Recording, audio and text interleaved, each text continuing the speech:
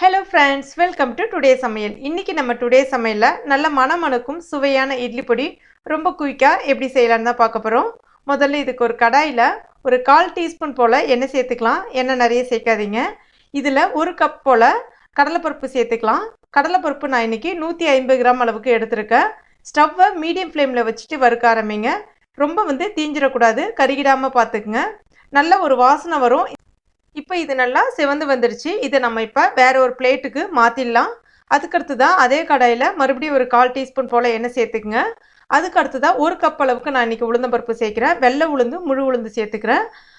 உங்களுக்கு கடலைப்பருப்பு ஃப்ளேவர் ரொம்ப பிடிக்கும், உளுந்து ஃப்ளேவர் பிடிக்கல அப்படின்னா கடலைப்பருப்பு 150 கிராம் சேர்த்துக்கிறீங்கன்னா உளுந்து 100 கிராம் அளவுக்கு சேர்த்துக்குங்க. அதாவது 3/4 கப் உளுந்து சேர்த்துக்குங்க, சரியாக இருக்கும். உளுந்து நல்லா சிவந்து வரணும், தீஞ்சிடாமல் பார்த்துக்குங்க. அடுத்ததாக ஒரு 3 டீஸ்பூன் போல் சின்ன ஜீரகம் சேர்த்துக்கலாம். இப்போ இதையும் நம்ம நல்லா வறுக்கணும். ஜஸ்ட் உங்களுக்கு பொரிஞ்சு நல்லா ஸ்மெல் வர அளவுக்கு வறுத்துக்குங்க. அதுக்கு அடுத்ததாக அது போல் ஒரு 3 டீஸ்பூன் போல் மிளகு சேர்த்துக்குங்க. மிளகும் நல்லா வறுத்து எடுத்துக்குங்க. அதே மாதிரி எள்ளு சேர்த்துக்கலாம். எள்ளும் ஒரு 3 டீஸ்பூன் போல் சேர்த்துக்குங்க.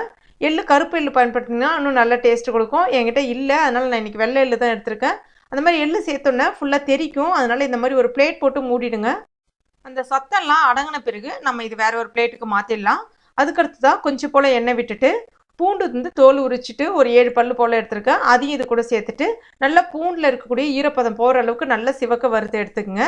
ஈரம் கொஞ்சம் கூட இருக்கக்கூடாது. அதுக்கடுத்து தான் அதே கடாயில் மறுபடியும் நான் கொஞ்சமாக கருவேப்பிலை இலைகள் சேர்த்துக்கிறேன். கருவேப்பிலை இலைகள் நல்ல மனம் கொடுக்கும், உங்களுக்கு நல்ல ஒரு சுவை கொடுக்கும். அடுத்ததான் அதே கடாயில் ஒரு 1/4 டீஸ்பூன் போல் எண்ணெய் சேர்த்துட்டு ஸ்டவ்வை உடனே ஆஃப் பண்ணிவிடுங்க. இப்போ மிளகாய் சேர்த்துக்குங்க. மிளகாய் நான் இன்றைக்கி 100 மிளகாய் போல் சேர்க்குறேன். கூடவே கொஞ்சம் காஷ்மீரி மிளகாய் சேர்க்குறேன். இது நல்லா கொஞ்சம் கலர் கிடைக்கும், ஆனால் காரம் கொஞ்சம் கூட இருக்காது. அதனால தான் உங்களுக்கு பார்க்குறதுக்கு மிளகாய் அதிகமாக இருக்கிற மாதிரி இருக்குது. அளவுகள் கப் அளவுகள்னு பார்த்தீங்கன்னா நான் எந்த கப்பால் கடலைப்பருப்பு அளந்தனோ அந்த கப்பால் கொஞ்சம் கோபுரம் தட்டின மாதிரி எடுத்துக்கிட்டீங்க அப்படின்னா அளவுகள் சரியாக இருக்கும். மிளகாய் போட்டுட்டு எப்பவுமே ஸ்டவ் ஆனில் வைக்காதீங்க, ஆஃப் பண்ணிவிடுங்க. இல்லைனா மிளகாய் மேலே அங்கங்கே கருப்பாக திட்டு திட்டாக கருமையாக இருக்கும்.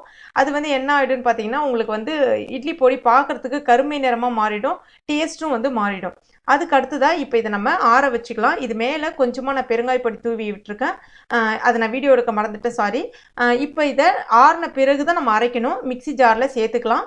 ஃபஸ்ட்டு கொஞ்சம் கொஞ்சமாக எடுத்து அரைச்சிக்கிங்க.